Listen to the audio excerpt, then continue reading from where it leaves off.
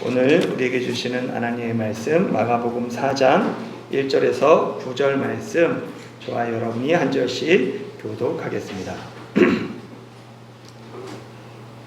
예수께서 다시 바닷가에서 가르치시니 큰 무리가 모여들거늘 예수께서 바다에 떠있는 배에 올라 앉으시고 온 무리는 바닷가 육지에 있더라.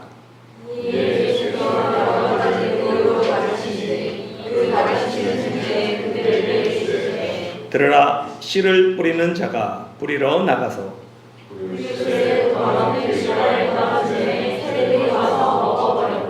더러는 흙이 얇은 돌밭에 떨어지매 흙이 깊지 아니하므로 곧 싹이 나오나 더러는 가시떨기에 떨어지매 가시가 자라 기운을 막음으로 결실하지 못하였고 더러는 좋은 땅에 떨어지매 자라 우성하여 결실하였으니 30배나 60배나 100배와 되었느니라 하시고 함께 읽겠습니다. 또 이르시되 들을 귀 있는 자는 들으라 하시니라. 아멘.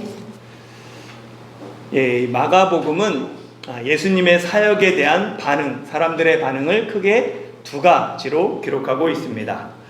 예수님의 소문이 널리 퍼질수록 예수님을 추종하는 사람들이 있고, 예수님의 인기가 높아질수록 예수님을 제거하고 죽이려는 사람들이 있습니다. 예수님을 추종하는 사람들은 자신의 필요를 채우고자 예수님께 나오는 큰 무리와 그리고 또 특별히 예수님이 선택하여 세우신 12명의 제자가 있죠. 반대편에 예수님을 죽이려는 사람들은 예수님이 신성모독을 말하였다라고 하고 죄인들과 함께 먹으며 율법과 전통을 파괴한다라고 생각하는 바리새인과 서기관들, 그리고 예수님이 대중에게 지지를 받는 것을 못마땅하게 생각하는 헤롯 당이 있습니다. 결국 예수님을 조사하기 위해 예루살렘에서 내려온 서기관들은 예수님의 사역을 귀신의 역사로 결론 내립니다. 당시 율법 해석과 가르침에 있어서 가장 권위 있고 가장 많은 해박했던 박사들이라고 불리는 예루살렘의 서기관들은 왜 예수님의 사역을 귀신의 역사, 바알세불을 힘입었다라고 결론 내렸을까요? 왜 그들은 예수님의 사역을 성령의 역사라는 것을 깨닫지 못했을까요? 이 질문에 대한 답변이 마가복음 4장의 비유입니다. 하나님의 나라의 비밀을 제자들에게는 주었지만 외인들에게는 모든 것이 비유로 한다라고 예수님이 말씀하시죠. 가족들이 예수님이 미쳤다는 소문을 듣고 예수님을 찾아왔을 때 예수님은 하나님의 뜻대로 행하는 자들이 내 형제요, 자매요, 어머니라고 말씀하셨습니다. 하나님의 뜻대로 행하는 것, 그런 게 무엇일까요? 어떤 사람이 하나님의 뜻을 행하는 사람일까요? 이 질문의 대답 역시 마가복음 4장의 씨 뿌리는 자의 비유입니다. 하나님의 뜻을 행한다는 것은 좋은 땅에 떨어져 많은 열매를 맺는다는 것이라는 거예요. 예수님은 우리의 의문에 비유로 답변하셨습니다. 비유는 헬라어 파라볼레입니다. 이 파라볼레는 곁에, 옆에라는 뜻의 파라와 던지다 라는 뜻의 발라어의 합성어예요. 그러니까 어떤 진리를 설명하기 위해 그 옆에 익숙하고 친숙한 사물을 던져놓는 것. 그래서 나란히 보고 이게 이런 의미구나 깨닫게 하는 게 비유입니다. 그래서 일반적으로 비유는 설명하기 어려운 진리를 일상에서 흔히 경험하는 일들을 통해 쉽게 가르치기 위해 사용합니다. 그런데 예수님이 사용하신 비유는 조금 용도가 다릅니다. 예수님의 비유에는 세 가지 독특한 특성이 있어요. 보면 첫 번째는 제가 이걸 안 꽂았나 봐요. 예수님의 비유에 나타난 독특한 특징 세 가지가 있는데 첫 번째는 비유의 이중성입니다. 비유는 진리를 쉽게 드러내기 위해 사용합니다. 그런데 예수님의 비유는 듣는 사람에 따라 진리를 드러내기도 하고 반대로 진리를 감추기도 합니다. 비유가 양날의 검처럼 진리를 명확하게 드러내기도 하지만 진리를 꽁꽁 감추는 이중성을 가지고 있어요. 그래서 예수님의 비유를 듣는 청중은 쉽고 재미있게 비유를 듣지만 비유가 말하고자 하는 진리를 모르는 경우가 발생합니다. 예수님의 비유 속에는 비유의 이중성, 역설이 담겨 있습니다. 두 번째는 청중의 반응을 요구합니다. 일반적으로 비유의 목적은 깨닫게 하는 거예요. 어려운 진리를 쉽게 깨닫게 하는 거죠. 그런데 예수님의 비유는 단순히 정보를 전달하고 깨닫게 하는 것이 목적이 아닙니다. 청중으로 하여금 스스로 자신의 상태를 진단하고 결단하게 합니다. 예수님의 비유는 깨달음이 아니라 변화를 목적으로 합니다. 예수님은 청중의 결단과 반응을 촉발하는 강력한 수사적 장치로 비유를 사용하셨습니다. 세 번째 특징은 하나님 나라의 속성을 드러냅니다. 예수님이 사용하신 비유의 가장 많은 것이 하나님 나라의 비유입니다. 당시 유대인들은 하나님의 나라가 로마를 물리치고 정치적이고 군사적인 모습으로 임할 것을 기대했어요. 그러나 예수님은 하나님 나라의 비유를 통해 하나님 나라가 어떤 나라인지 하나님의 나라의 속성을 재정의하십니다. 심으로, 군사적 심으로 정복하는 하나님의 나라가 아니라 하늘에 미리 떨어지는 죽음을 통해 점진적으로 확장되는 하나님의 나라를 예수님은 비유를 통해서 가르쳐 주십니다. 이 세 가지 이중성, 청중들의 반응, 하나님 나라의 속성을 기억하면서 함께 본문을 살펴보겠습니다. 1절, 2절 말씀 같이 한번 읽을까요? 시작. 예수께서 다시 바닷가에서 가르치시니 큰 무리가 모여들거늘 예수께서 바다에 떠있는 배에 올라 앉으시고 온 무리는 바닷가 육지에 있더라. 이에 예수께서 여러 가지를 비유로 가르치시니 가르치는 중에 그들에게 이르시되 아멘. 먼저 예수님이 비유를 말씀하신 배경을 알아야 합니다. 예수님은 누가 참 가족인가 이것을 밝힌 후에 다시 바닷가에서 가르치셨습니다. 예수님은 안식일에 회당에서 가르치셨지만 안식일 외에는 주로 바닷가에서 사람들을 가르치셨습니다. 회당은 안식일에만 사람들을 만날 수 있어요. 그러나 바닷가는 갈릴리 어부들, 그 사람들의 삶의 터전이고 현장입니다. 언제든지 그곳에 가면 사람들과 접촉할 수 있었습니다. 그래서 예수님은 사람들을 가르치기 위해 자주 바닷가로 가셨습니다. 바닷가에서 예수님의 가르침이 시작되자 큰 무리가 모여들었고 예수님은 그들을 효과적으로 그들에게 복음을 전하기 위해 바다에 떠있는 배에 오르셨습니다.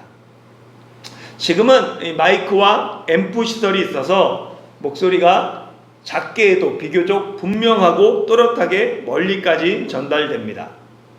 그러나 예수님 시대에는 음향 시설이 없었죠. 그럼 예수님은 어떻게 큰 무리를 가르치셨을까요? 우리가 한번 야외 예배를 생각해 보세요. 야외 예배 때 가장 힘든 것이 목소리를 전달하는 거예요. 말하는 사람도 듣는 사람도 집중하는 것이 어렵습니다. 그런데 예수님은 야외에서, 그것도 바닷가에서 큰 무리를 가르치셨습니다. 예수님이 벳사다에서 오병이어 기적을 행하셨을 때 그곳에 장정만 5,000명이 있었죠. 예수님의 목소리가 얼마나 커야 최소 1만 명 이상의 대중을 상대로 설교할 수 있을까요? 예수님의 목소리가 아무리 커도 수천 명, 수만 명이 들을 수 있도록 설교하는 것은 불가능합니다. 고대 광장이나 군대는 이 복창 시스템을 사용했어요. 예수님도 아마 이 복장 시스템을 통해서 말씀을 전달하셨을 가능성이 큽니다. 예수님이 말씀하시면 중간중간에 제자들이 서서 예수님의 말씀을 복창하며 전달하는 거죠. 그리고 무엇보다도 예수님은 지형지물을 이용하는데 탁월하셨습니다. 벳세다는 완만한 경사를 이룬 구릉지대예요. 그래서 예수님이 언덕 아래에서 말씀하시면 예수님의 목소리가 경사면을 따라 위로 퍼지면서 멀리까지 들립니다. 거기에 이스라엘의 건조한 공기는 습한 공기에 비해 소리의 왜곡이 적고 선명하게 전달하는 경향이 있습니다. 벳세다 들녘에 완만한 경사를 이루고 소리를 막는 장애물이 없기에 대중 집회가 가능했습니다. 이는 갈릴리 바닷가도 마찬가지예요. 우리가 바닷가라고 하면 갈매기 소리, 파도 소리 매우 시끄러울 것으로 생각합니다. 그러나 사실 이 갈릴리 바다는 바다가 아니라 호수입니다. 갈릴리 지역의 독특한 특성으로 때로는 큰 풍랑이 일기도 하지만 평소에는 잔잔한 호수예요.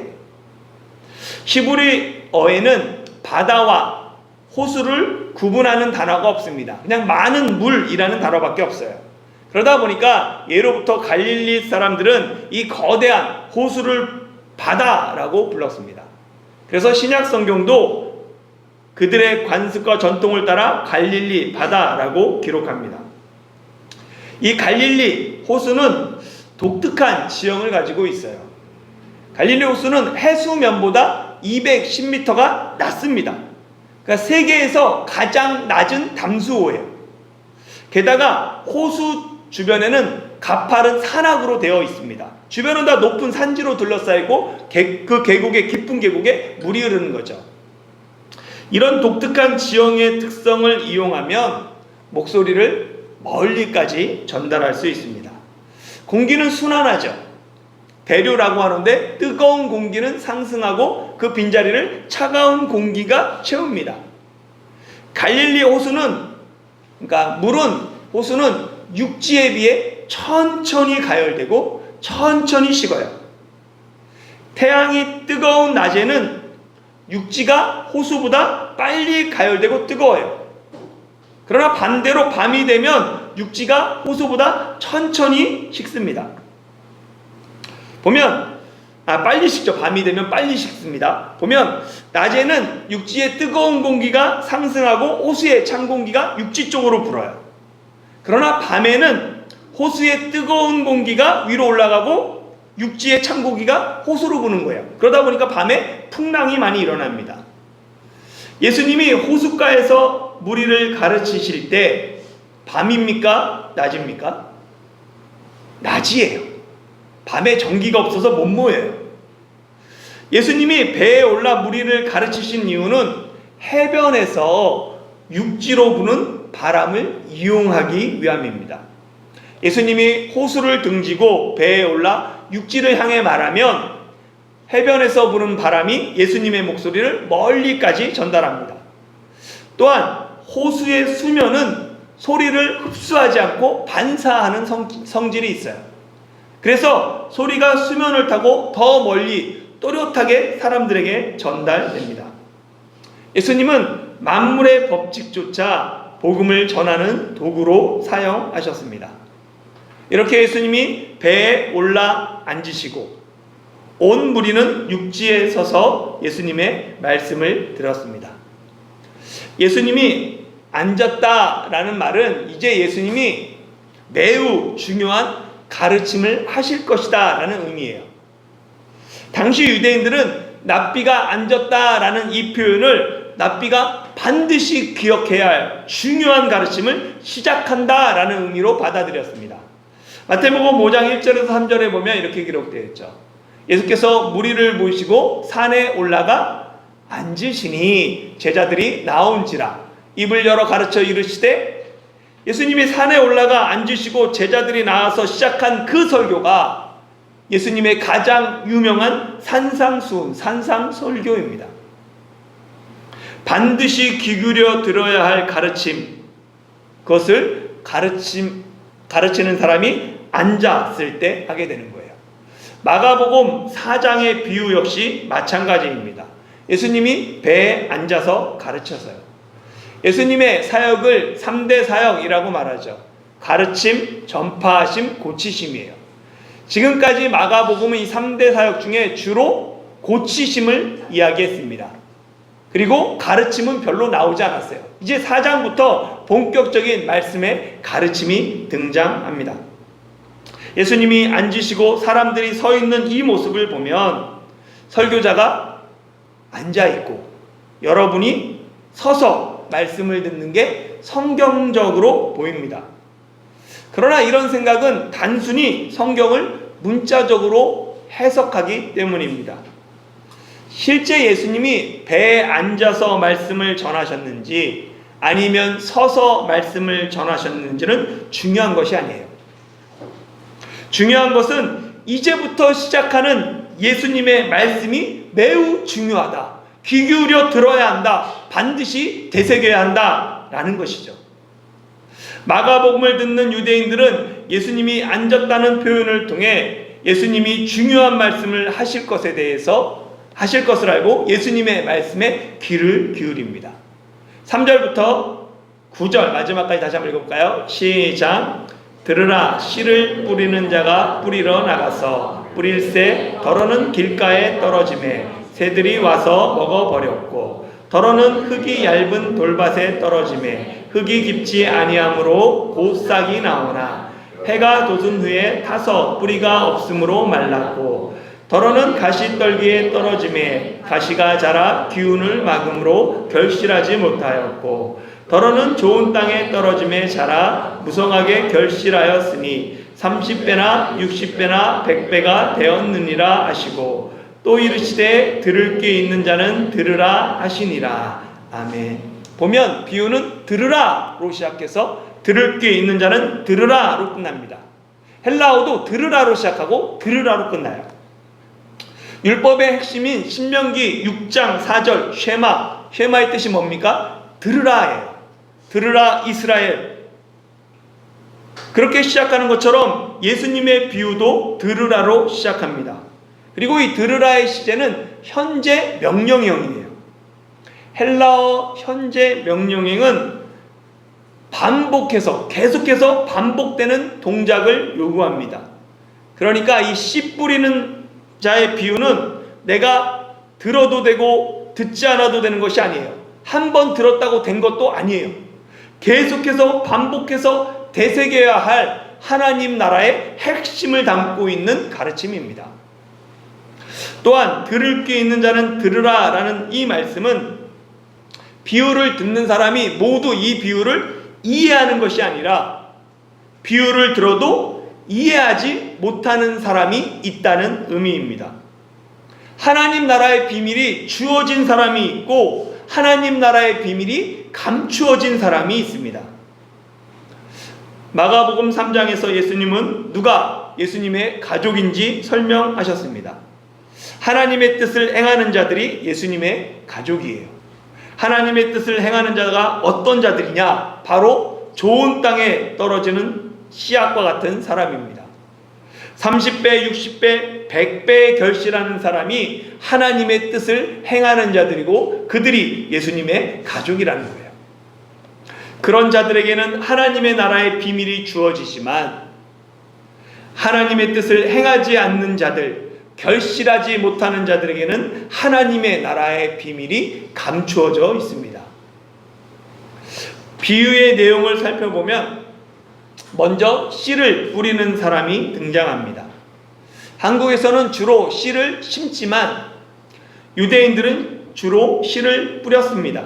이를 파종이라고 하죠. 예수님 당시 이스라엘에서 씨를 뿌리는 방법은 두 가지입니다.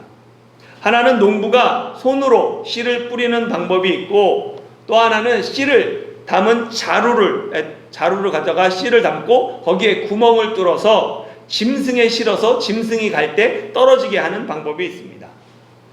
본문은 농부가 직접 손으로 씨를 뿌리는 방법을 사용합니다. 농부가 뿌린 씨가 떨어진 땅이 있죠. 보면 첫 번째는 어디예요? 길가입니다. 한번 뒤로 넘겨주셔도 돼요. 두 번째는 흙이 얇은 돌밭이죠. 그리고 세 번째는 가시떨기입니다. 그리고 네 번째는 좋은 땅이죠. 그리고 이 네 군데 땅에 등장하는 것들이 하나씩 더 있어요. 길가에는 뭐가 등장하냐면 보면 새들이 등장합니다. 돌밭에는 뭐가 등장하냐면 해가 등장해요. 가시떨기에는 가시가 등장하죠. 좋은 땅에는 결실이 등장합니다. 씨가 좋은 땅에 떨어질 확률이 몇 분의 몇입니까? 4분의 1. 4분의 1이 아니에요. 한글 성경에는 네 군데 떨어진 씨가 똑같이 더러는 이라고 번역되어 있어요. 그런데 헬라어에 보면 이게 다릅니다. 첫 번째, 두 번째, 세 번째 더러는 모두 알로, 단수로 되어 있어요. 그런데 마지막 네 번째 더러는 알라, 복수로 되어 있습니다. 그러니까 확률로 보면 3대3 50%예요. 길가와 돌밭과 가시떨기에 떨어지는지 좋은 땅에 떨어져 30배, 60배, 100배의 결실을 얻든지 확률은 반반입니다. 비유의 의미는 다음 시간에 예수님의 해석을 통해 살펴보고 오늘은 비유의 내용만을 살펴보겠습니다. 첫 번째, 길가는 밭을 따라 나란히 나 있는 좁은 길이죠. 밭 사이의 좁은 길은 농부들이 일하러 오고 가면서 밟는 땅입니다. 사람들이 수시로 지나가다 보니까 길가는 딱딱하고 굳은 땅이 됩니다. 길가에 뿌려진 씨는 딱딱하게 굳은 땅, 그 땅을 뚫지 못해요. 결국 새들이 와서 씨를 먹어버립니다. 먹어버리다에 해당하는 헬라어는 다 먹어치우다, 개걸스럽게 먹어버리다 라는 뜻입니다. 길가에 뿌려진 씨는 뿌리조차 내리지 못하므로 결실에 대한 기대를 전혀 할 수 없습니다. 두 번째, 흙이 얇은 돌밭은 바위 위에 흙이 얇게 깔린 밭이에요. 아래 바위가 있기 때문에 바위가 뜨겁다 보니까 금방 싹을 틔웁니다. 그런데 흙이 부족해서 뿌리를 내리지 못해요. 바위가 막고 있기 때문에 그렇죠. 그러니까 해가 뜨니까 쉽게 싹이 말라 죽습니다. 첫 번째, 길가에 떨어진 씨앗은 출발조차 하지 못했어요. 싹조차 피우지 못했죠. 그러나 두 번째, 돌밭에 떨어진 씨는 싹은 피었지만 출발했지만 곧 죽고 말았습니다. 세 번째, 가시떨기는 기후가 건조한 팔레스타인 지역에서 흔히 볼 수 있는 가시덤불이에요.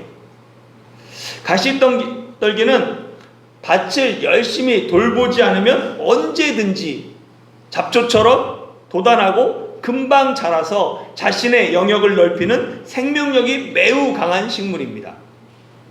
가시떨기에 떨어진 씨는 처음에는 싹도 나고 뿌리도 내리지만 제대로 자라지 못합니다. 광합성을 하지 못하도록 가시떨기가 햇빛을 막고 영양분을 독점함으로 씨앗이 결실을 맺는 데는 실패합니다. 가시떨기에 떨어진 씨는 살았어요. 그러나 열매를 맺지는 못합니다. 농부가 씨를 뿌린 것은 단지 씨앗을 살아남게 하기 위함이 아니라 알곡을, 곡식을 얻기 위함입니다. 그렇기 때문에 이 가시떨기에 떨어진 씨앗도 실패입니다. 마지막 네 번째, 좋은 땅은 앞에 세 종류의 땅과는 비교할 수 없이 우수한 땅입니다. 좋은 땅은 씨앗이 자라기에 적합하고 우수한 땅이기에 씨앗이 뿌리를 내리고 필요한 영양분을 흡수하면서 잘 자랍니다. 그래서 30배를, 60배를, 100배를 결실하죠. 씨 뿌리는 비유는 세 가지 결실하지 못하는 씨와 세 가지 결실하는 씨에 대한 비유입니다. 세 가지 결실하지 못하는 씨는 점층적으로 기록되어 있어요. 첫 번째 씨는 싹도 출발도 하지 못하고, 두 번째 씨는 싹을 틔웠지만 금세 말라 죽죠. 세 번째 씨는 살았지만 결국은 결실하지 못합니다. 세 가지 씨앗, 결실하는 세 가지 씨도 점층적이에요. 30배를 맺고 60배를 맺고 100배를 맺습니다. 비유는 들을 게 있는 자는 들으라 라는 명령으로 끝이 납니다. 들을 게 있는 자는 들으라 라는 이 말씀은 하나님의 말씀을 듣든지 말든지 내가 알아서 해라, 내가 선택하고 네가 알아서 하는 거지, 이런 말씀이 아니에요. 이는 예수님의 강력한 경고입니다. 듣고 깨달아 행하는 사람은 열매를 맺지만 듣고 깨닫고 행하지 않는 사람은 심판이 있습니다. 아무나 예수님의 형제자매 어머니가 되는 것이 아닙니다. 하나님의 뜻을 행해야 합니다. 하나님의 뜻대로 행하기 위해서는 좋은 땅이 돼야 해요. 그럼 좋은 땅은 어떤 땅일까요? 좋은 땅은 갈아엎은 땅입니다. 우리는 본능적으로 질문하죠. 나는 좋은 땅인가? 아니면 결실하지 못하는 땅인가? 처음부터 좋은 땅인 사람은 아무도 없습니다. 처음에는 누구나 길가와 돌밭과 가시떨기와 같이 거칠고 황폐한 땅입니다. 딱딱한 길가를 갈아엎고 깊숙이 박힌 바위를 골라내고 가시떨기를 뽑아낸 후에야 비로소 좋은 땅이 됩니다. 이 작업을 누가 합니까? 내가 하는 것이 아니에요. 예수님이 이미 십자가에서 이루셨습니다. 예수님이 피 흘려서 마른 땅을 적셔주심으로 우리를 좋은 땅으로 만드셨습니다. 예수님이 우리를 위해 이미 좋은 땅으로 갈아엎어 주셨습니다. 예수님이 우리를 좋은 땅으로 만드셨기에 이제 우리는 아무것도 하지 않고 가만히 있으면 된다라고 착각할 수 있어요. 그러나 그렇지 않습니다. 우리는 계속해서 말씀 앞에서 자신을 갈아엎고 돌을 골라내며 가시를 뽑아내야 합니다. 이 이야기는 다음 시간에 이어서 하겠습니다. 사랑하는 성도 여러분, 묵은 땅을 갈아엎고 돌을 제거하는 것 결코 쉬운 일이 아닙니다. 그러나 좋은 땅이 되기 위해서는 반드시 돌을 제거하고 굳은 땅을 갈아엎어야 합니다. 이 고된 일을 이미 예수님이 십자가에서 이루셨습니다. 예수님이 2000년 전 십자가라는 거대한 쟁기를 가지고 우리를 찾아오셨습니다. 주님의 몸이 찢김으로 우리의 묵은 땅이 갈라지고 주님의 보혈이 우리의 심령을 적시어 좋은 땅이 되게 하셨습니다. 이제 우리는 예수님이 갈아엎은 땅에 계속해서 말씀의 씨앗을 심어야 합니다. 이번 한 주간도 주님과 동행하며 들을 귀 있는 자로 주님의 말씀을 듣고 행하는 저와 여러분이 되시길 예수님의 이름으로 축원합니다.